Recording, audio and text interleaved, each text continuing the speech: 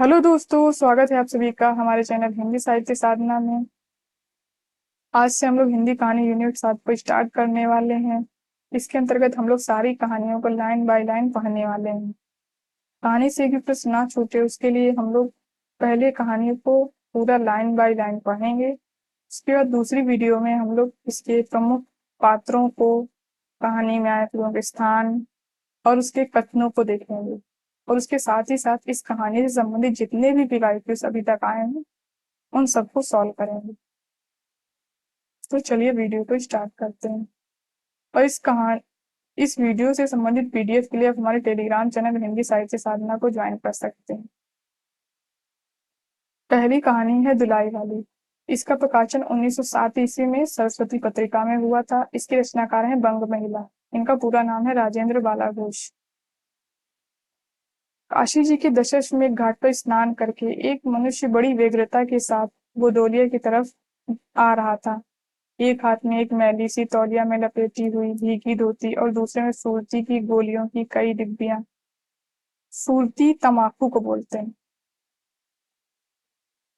Paper में शायद हो सकता पूछा जा सकता है कि सुरती क्या है, तो सुरती तमाकू को बोलते हैं। सुरती की गोलियों की कई डिब्बियां और सूंघनी की एक पुड़िया थी। उस समय दिन के 11 बजे थे। गोदौलिया की बाईं तरफ जो गली है उसके भीतर एक और गली में थोड़ी दूर पर एक टूटे से पुराने मकान में वह जा घुसा। मकान के पहले खंड में बहुत अंधेरा था, पर ऊपर की जगह मनुष्य के वासोपयोगी थी। नवागत मनुष्य धड़धड़ाता हुआ ऊपर चढ़ गया। वहां एक कोठरी में उसने हाथ की चीजें रख दी और सीता सीता कहकर पुकारने लगा। क्या है कहती हुई एक 10 बरस की बालिका आ खड़ी हुई। तब उस पुरुष ने कहा, सीता जरा अपनी बहन को बुला ला। दुलाई वाली कहानी से ये क्वेश्चन पूछा जा चुका है कि सीता नामक जो पात्र है दुलाई वाली कहानी में, उसकी उम्र क्या है। तो उसकी उम्र 10 वर्ष है। देखिए यहाँ पे दिया हुआ है। अच्छा कहकर सीता गई और कुछ देर में एक नवीना स्त्री आकर उपस्थित हुई। उसे देखते ही पुरुष ने कहा, लो हम लोगों को तो आज ही जाना होगा। इस बात को सुनकर स्त्री कुछ आश्चर्ययुक्त होकर और झुंझुलाकर बोली, आज ही जाना होगा? यह क्यों भला? आज कैसे जाना हो सकेगा? ऐसा ही था तो सवेरे भैया से कह देते। तुम तो जानते हो कि मुंह से कह दिया बस छुट्टी हुई। लड़की कभी विदा की होती तो मालूम पड़ता। आज तो किसी सूरत में जाना नहीं हो सकता। तुम आज कहती हो हमें तो अभी जाना है। यह बात बात यह है कि आज ही नवल किशोर कलकत्ते से आ रहे हैं। आगरे से अपनी बहू को भी साथ ला रहे हैं। सो उन्होंने हमें आज ही जाने के लिए इसरार किया है। हम सब लोग मुगल सराय से इलाहाबाद तक साथ ही चलेंगे। ये क्वेश्चन पेपर में पूछा जा चुका है कि नवल किशोर और वंशीधर जो थे उन्होंने कहाँ से कहाँ तक साथ में यात्रा करने के लिए इसरार किया था। तो मुगल सराय से इलाहाबाद तक। और इसमें बहुत सारे स्थानों के नाम आए हैं। अब तो पेपर में पूछे जाते हैं क्वेश्चन इस तरह के कि इन कहानी में आए हुए स्थानों को क्रम से लगाइए। तो आप लोगों को इन स्थानों को देखना होगा ध्यान से। आगे कल तो हम लोग इनको देखेंगे। उनका तार मुझे घर से निकलते ही मिला। इसी से मैं झट नहा धोकर लौट आया। बस अब करना ही क्या है, कपड़ा उपड़ा जो कुछ वो बांध बूंद कर घंटे भर में खा पी कर चली चलो। जब हम तुम्हें विदा कराने आए ही हैं तब कल के बदले आज ही सही। हाँ यह बात है, नवल जो चाहे करावे। क्या एक ही गाड़ी में न जाने से 2 3 बट्टा लग जाएगा। अब तो किसी तरह रुकोगे नहीं, जरूर ही उनके साथ जाओगे। पर मेरे तो नाको दम आ जाएगी। क्यों? किस बात से? उनकी हंसी से। और किससे? हंसी ठट्टा भी राह में अच्छी लगती है, उनकी हंसी मुझे नहीं भाती। एक रोज मैं चौक में बैठी पूड़ियां काढ़ रही थी, इतने में ना जाने कहाँ से आकर नवल चिल्लाने लगे, ए बुआ देखो तुम्हारी बहू पूड़ियां काढ़ रही है। मैं तो मारे शर्म के मर गई। तो जो नवल किशोर है, देखिए बुआ बुआ कह रहे हैं, नवल किशोर जो है वो वंशीधर के ममेरे भाई थे। आपको यहाँ से पता लग जाएगा।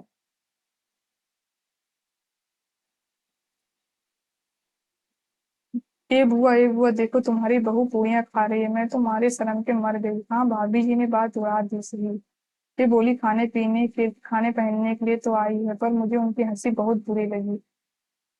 बस इसी से तुम उनके साथ नहीं जाना चाहती। अच्छा चलो, मैं नवल से कह दूंगा कि यह बेचारी कभी रोटी तक तो खाती ही नहीं। पूड़ी क्यों खाने लगी? इतना कहकर वंशीधर कोठरी के बाहर चले आए और बोले, मैं तुम्हारे भैया के पास जाता हूँ, तुम रो रुलाकर तैयार हो जाना। इतना सुनते ही जानकी देवी की आंखें भर आई और आषाढ़ सावन की ऐसी झड़ी लग गई। वंशीधर इलाहाबाद के रहने वाले हैं और बनारस में ससुराल है। पेपर में ये क्वेश्चन पूछा जा सकता है कि वंशीधर कहाँ के रहने वाले और उनकी बनारस कहाँ है। तो वंशीधर इलाहाबाद के और उनकी बनारस ससुराल जो है उनकी वो बनारस है। स्त्री को विदा कराने आए हैं ससुराल में एक साले, साली और सास के सिवा और कोई नहीं है। नवल किशोर दूर के नाते में ममेरे भाई हैं, पर दोनों में मित्रता का ख्याल अधिक है। दोनों में गहरी मित्रता है। दोनों एक जान दो गालिब हैं। उसी दिन वंशीधर का जाना स्थिर हो गया। सीता बहन के संग जाने के लिए रोने लगी। माँ रोती धोती लड़की की विदा की सामग्री इकट्ठी करने लगी। जानकी देवी भी रोती तैयार होने लगी। कोई चीज भूलने पर धीमी आवाज से माँ से कोई याद दिलाती गई। 1 बजने पर स्टेशन जाने का समय आया। अब गाड़ी या इक्का लाने कौन जाए? ससुराल वालों की अवस्था अब आगे किसी नहीं। 2-4 नौकर चाकर हर समय बने रहे। सीता के बाप के न रहने से काम बिगड़ गया। पैसे वाले के यहाँ नौकर चाकरों के सिवा और भी 2-4 खुशामदी घेरे रहते हैं। छूछे को कौन पूछे? एक कहारी ने सो भी इस समय कहीं गई है। साले राम की तबीयत अच्छी नहीं, वे हर घड़ी बिछौने से बात करते हैं। जिस पर भी आप कहने लगे, मैं ही धीरे धीरे जाकर कोई सवारी ले आता हूँ, नजदीक तो है। बंशीधर बोले, नहीं नहीं, तुम क्यों तकलीफ करोगे, मैं ही जाता हूँ। जाते जाते बंशीधर विचारने लगे कि इक्के की सवारी तो भले घर की स्त्रियों को बैठाने लायक नहीं होती, क्योंकि एक तो इनके ऊंचे पर चढ़ना पड़ता है, दूसरे पराये पुरुष के संग एक साथ बैठना पड़ता है। मैं एक पालकी गाड़ी ही कर लूं, उसमें सब तरह का आराम रहता है। पर गाड़ी वाले ने 1.5 रुपया किराया मांगा। तब बंशीधर ने कहा, चलो इक्का ही सही। तो पेपर में प्रश्न पूछा जा सकता है कि जो पालकी गाड़ी थी उसका किराया कितना था? तो पालकी गाड़ी का किराया 1.5 रुपया था। बंशीधर ने कहा, चलो इक्का ही सही, पहुंचने से काम। कुछ नवल किशोर तो यहाँ से साथ है नहीं, इलाहाबाद में देखा जाएगा। बंशीधर इक्का ले आया और जो कुछ असबाब था इक्के पर रखकर, असबाब यानी सामान, इक्के पर रखकर आप भी बैठ गए। जानकी देवी बड़ी विकलता से रोती हुई इक्के पर जा बैठी। पर इस अस्थिर संसार में स्थिरता कहाँ? यहाँ कुछ भी स्थिर नहीं। इक्का जैसे जैसे आगे बढ़ता गया वैसे जानकी की रुलाई भी कम होती गई। सिकरौल के स्टेशन के पास पहुंचते पहुंचते जानकी अपनी आंखें अच्छी तरह पहुंच चुकी थी। दोनों चुपचाप चले जा रहे हैं कि अचानक बंशीधर की नजर अपनी धोती पर पड़ी और अरे, एक बात तो हम भूल ही गए, कहकर पछता से उठे। इक्के वाले के कान बचाकर जानकी ने पूछा, क्या हुआ? क्या कोई चीज भूलाए? नहीं, एक देसी धोती पहन कर आना था, सो भूलकर विलायती ही पहन आए। नवल कट्टर स्वदेशी हुए हैं ना। ये लाइन भी पेपर में पूछी जा सकती है कि नवल जो थे वो स्वदेशी थे या विदेशी। तो नवल कट्टर स्वदेशी थे। ये बंगालियों से भी बढ़ गए हैं, देखेंगे तो 2-4 सुनाएंगे, सुनाए बिना ना रहेंगे। और बात भी ठीक है, नाहक विलायती चीजें मोल लेकर क्यों रुपए की बर्बादी की जाए। देशी लेने से दाम लगेगा सही, पर रहेगा तो देश में ही। जानकी जरा भौहें टेढ़ी करके बोली, धोती तो धोती, पहनने से काम, क्या यह बुरी है? इतने में स्टेशन के कुलियों ने आ घेरा। बंशीधर एक कुली करके चले। इतने में इक्के वाले ने कहा, इधर से टिकट लेते जाइए, पुल के उस पार तो ड्योढ़ी दर्जे का मिलता है। बंशीधर फिरक कर बोले, अगर मैं ड्योढ़ी दर्जे का ही टिकट लूं तो? इक्के वाला चुप हो गया। इक्के की सवारी देखकर इसने ऐसा कहा। यह कहते हुए बंशीधर आगे बढ़ गए। यथा समय रेल पर बैठकर बंशीधर राजघाट पार करके मुगल सराय पहुंचे। वहां पुल लांघकर दूसरे प्लेटफॉर्म पर जा बैठे। आप नवल से मिलने की खुशी में प्लेटफॉर्म के इस छोर से उस छोर तक टहलते रहे। देखते देखते गाड़ी का धुआं दिखलाई पड़ा। मुसाफिर अपनी अपनी गति संभालने लगे। रेल देवी भी अपनी चाल धीमी करते हुए गंभीरता से आग खड़ी हुई। वंशीधर एक बार चलती गाड़ी में ही शुरू से आखिर तक देख गए, पर नवल का कहीं पता नहीं। वंशीधर फिर गाड़ी को तिहरा गए। भीतर घुस घुस कर एक एक डिब्बे को देखा, किंतु नवल नहीं दिखे।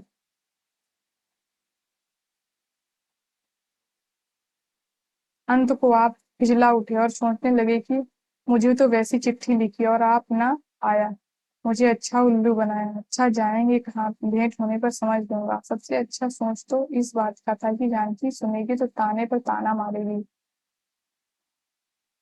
पर अब सोचने का समय नहीं। रेल की बात ठहरी। बंशीधर झट गए और जानकी को लाकर जनाना गाड़ी में बिठाया। वह पूछने लगी, नवल की बहू कहाँ है? वह नहीं आई, कोई अटकाव हो गया, कहकर आप बगल में वाले कमरे में जा बैठे। टिकट तो ड्योढ़े का था, पर ड्योढ़े दर्जे का कमरा कलकत्ते से आने वाले मुसाफिरों से भरा था, इसलिए तीसरे दर्जे में बैठना पड़ा। जिस गाड़ी में बंशीधर बैठे थे उस सब कमरे में मिलाकर 10-12 ही स्टेशन थे। समय पर गाड़ी छूटी। नवल की बातें और ना जाने क्या क्या अगड़ बगड़ सोचते सोचते गाड़ी कई स्टेशन पार करके मिर्जापुर पहुंची। मिर्जापुर में पेटराम की शिकायत हुई। उसने सुझाया कि इलाहाबाद में पहुंचने में भी देरी है, चलने की झंझट में अच्छी तरह उसकी पूजा किए बिना ही बंशीधर ने बनारस छोड़ा था। इसलिए आप झट प्लेटफॉर्म पर उतरे और पानी के बम्बे से हाथ मुंह धोकर एक पोंछे वाले थोड़ी सी ताजी पूड़ियां और मिठाई लेकर निराले में बैठ अपने उन्हें ठिकाने पहुंचाए। तो वंशीधर ने प्लेटफॉर्म से क्या लिया था? मिठाई और ताजी पूड़ियां लेकर खाया था। ये क्वेश्चन भी आ सकता है आपको।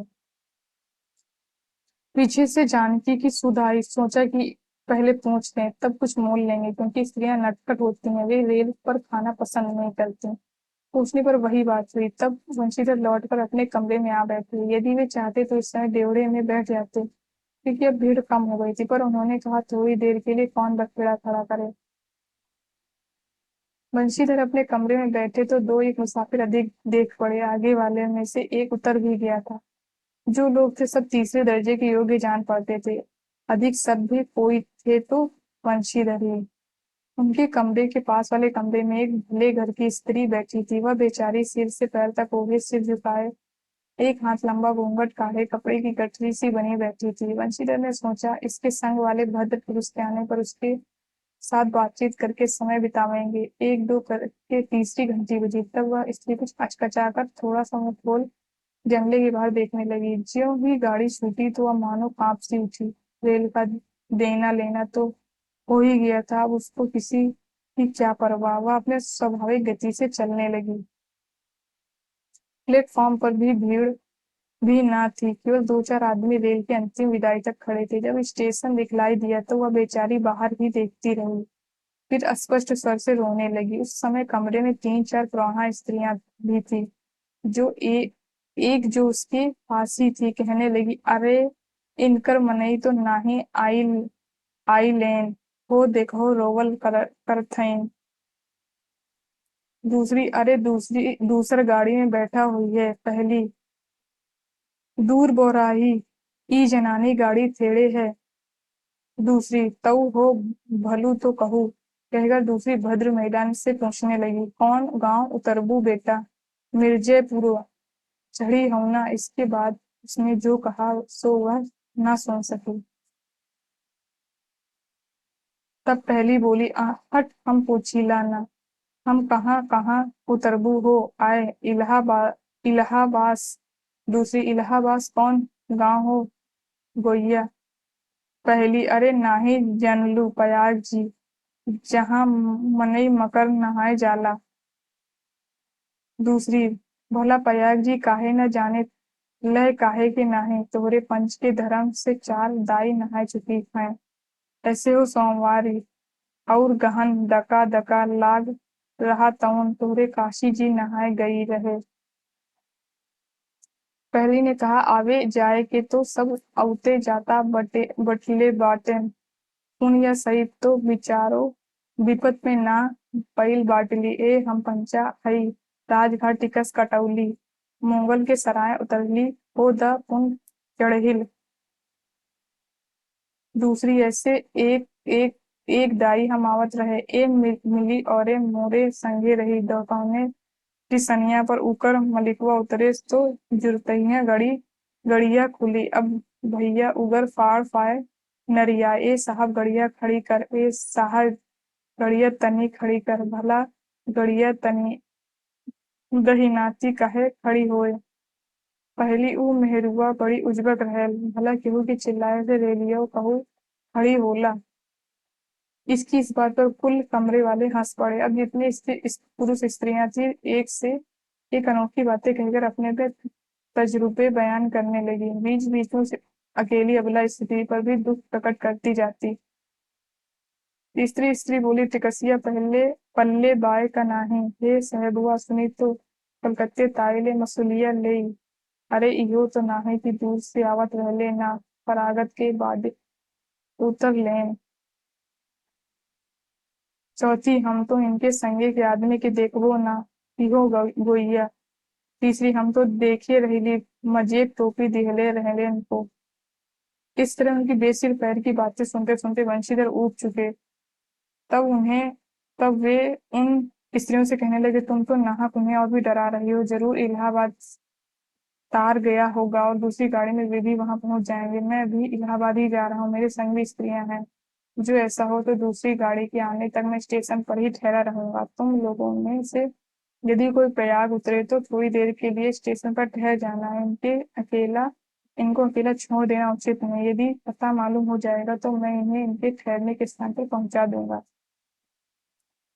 बंशीधर की इन बातों से उन स्त्रियों की बाल धारा दूसरी ओर बह चली। हाँ, यह बात तो आप भली कही। नहीं भैया, हम पंचे भाई के केहू से कुछ कही।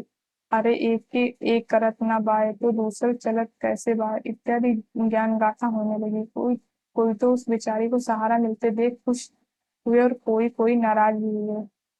क्यों, सो मैं नहीं बतला सकती। उस गाड़ी में जितने मनुष्य थे सभी ने इस विषय में कुछ न कुछ कह डाला। पिछले कमरे में केवल एक स्त्री जो फ्रांसीसी चीट की दिलाई हुई थी। ये क्वेश्चन पेपर में आ सकता है कि जो नवल किशोर जो दिलाई उड़े थे वो कैसी थी, तो वो फ्रांसीसी चीट की थी वो दिलाई। कुछ नहीं बोली, सभी घूंघट के भीतर से एक आंख निकालकर वंशीधर की ओर ताक देती थी और सामना हो जाने पर मुंह फेर देती थी। वंशीधर सोचने लगी कि यह क्या बात है, देखने में तो यह भले घर की मालूम होती पर आचरण इसका अच्छा नहीं। गाड़ी इलाहाबाद के पास पहुंचने को हुई। बंशीधर उस स्त्री को धीरज दिलाकर आकाश पाताल सोचने लगे। यदि तार में कोई खबर न आई होगी तो दूसरी गाड़ी तक स्टेशन पर ही ठहरना पड़ेगा, और जो उससे भी कोई ना आया तो क्या करूंगा। जो हो, गाड़ी नैनी से छूट गई। अब साथ उनका अशिक्षित अब साथ ही उन अशिक्षिता स्त्रियों ने मुंह खोला। का भैया जे केहू बिना टिकस के आवत हुए तो ओकर का सजाए होला। अरे ओका ई नाही चाहत राही मेहरारू के तो बैठा दिहलेन और अफुआ तउन टिकस ले के चल दिहलेन। किसी किसी आदमी ने यहाँ तक दौड़ मारी कि रात को बंशीधर इसके जीवर छीनकर रफू चक्कर हो जाएंगे। उस गाड़ी में एक लाठी वाला भी था। उसने खुल्लम खुल्ला कहा, का बाबूजी हम कुछ हमरो साझा। इस बात पर बंशीधर क्रोध से लाल हो गए। उन्होंने इसे खूब धमकाया। उस समय तो वह चुप हो गया, पर यदि इलाहाबाद उतरता तो बंशीधर से बदला लिए बिना न रहता। बंशीधर इलाहाबाद में उतरे। एक बुढ़िया को भी वहीं उतरना था। उसने उससे उन्होंने कहा कि उनको भी अपने संग उतार लो। फिर उस बुढ़िया को उस स्त्री के पास बिठाकर आप जानकी को उतारने गए। जानकी से सब हाल कहने पर बोली, अरे जाने भी दो, किस बखेड़े में पड़े हो। पर बंशीधर ने न माना। जानकी को और उस भद्र महिला को एक ठिकाने बिठाकर आप स्टेशन मास्टर के पास गए। बंशीधर के जाते ही वह बुढ़िया जिसे उन्होंने रखवाली के लिए छोड़ा था किसी बहाने से भाग गई। आप अब तो बंशीधर बड़े असमंजस में पड़े। टिकट के लिए बखेड़ा होगा क्योंकि वह स्त्री बेटिकट है। लौट कर आए तो किसी को ना पाया। अरे यह सब कहाँ गई, कहकर चारों तरफ देखने लगे। कहीं पता नहीं। इस पर बंशीधर घबराए। आज कैसी बुरी साइत में घर से निकले कि एक के बाद एक दूसरी आफत में फंसते चले आ रहे हैं। इतने में आपने अपने सामने उस धुलाई वाली को आते देखा। तू ही उन स्त्रियों को कहीं ले गई है ना। इतना कहना था कि धुलाई से मुंह खोलकर नवल किशोर खिलखिला उठे। अरे यह क्या सब तुम्हारी ही करतूत है, मैं समझ गया। ये कैसा गजब तुमने किया। ऐसी हंसी मुझे अच्छी नहीं लगती। मालूम होता है कि वह तुम्हारी बहू थी। अच्छा तो वे गई कहाँ। वे लोग तो पालकी गाड़ी में बैठे हैं, तुम भी चलो। नहीं, मैं सब हाल सुन लूंगा तब चलूंगा। हाँ, ये तो कहे तुम मिर्जापुर में कहाँ से मिले? मिर्जापुर नहीं, मैं तो कलकत्ते से, बल्कि मुगल सराय से तुम्हारे साथ चला आ रहा हूँ। जब मुगल सराय मेरे लिए चक्कर लगाते तब मैं ड्योढ़ी दर्जे में ऊपर वाले बेंच पर लेटे तुम्हारा तमाशा देख रहा था। फिर मिर्जापुर में जब तुम पेट के धंधे में लगे थे तब मैं तुम्हारे पास से निकल गया, पर तुमने ना देखा। मैं गाड़ी में जा बैठा, सोचा कि तुम्हारे आने पर प्रकट होऊंगा, फिर थोड़ा और देख ले करते करते यह नौबत पहुंची। अच्छा, अब चलो, जो हुआ उसे माफ करो। यह सुनकर वंशीधर प्रसन्न हो गए। दोनों मित्रों में बड़े प्रेम से बातचीत होने लगी। वंशीधर बोले, मेरे ऊपर जो बीती सो बीती, पर वो बेचारी जो तुम्हारे गुणवान के संग पहली बार रेल में आ रही थी, बहुत तंग हुई। उसे जो तुमने नहा धुलाया, बहुत डर गई थी। नहीं जी, डर किस बात का था? हम तुम दोनों गाड़ी में ना थे? हाँ, पर यदि मैं स्टेशन मास्टर से इत्तिला कर देता तो बखेड़ा खड़ा हो जाता। अरे, तो मैं मर थोड़े ही गया था, 4 हाथ की धुलाई की बिसात ही कितनी। इसी तरह बात करते करते दोनों गाड़ी के पास आए। देखा तो दोनों मित्र बंधुओं में खूब हंसी हो रही थी। जानकी कह रही थी, अरे तुम क्या जानो, इन लोगों की हंसी ऐसी ही होती है। हंसी में किसी के प्राण भी निकल जाए तो उन्हें दया ना आवे। खैर, दोनों मित्र अपनी अपनी घरवाली को लेकर राजी खुशी घर पहुंचे और मुझे भी उनकी ये राम कहानी लिखने से छुट्टी मिली। तो ये कहानी इतनी ही थी, और इस कहानी से संबंधित मैं कुछ प्रश्नों को हिंदी साहित्य साधना टेलीग्राम चैनल में डालूंगी, और आप लोग वहां जाकर उन उन क्वेश्चनों के आंसर दे सकते हैं। इससे आप लोगों को पता चलेगा कि आप लोगों को कहानी कितनी समझ में। तो धन्यवाद दोस्तों, मेरे वीडियो को लास्ट तक देखने के लिए। अगर वीडियो पसंद आए तो लाइक करिए, शेयर करिए एंड हमारे चैनल को सब्सक्राइब करिए।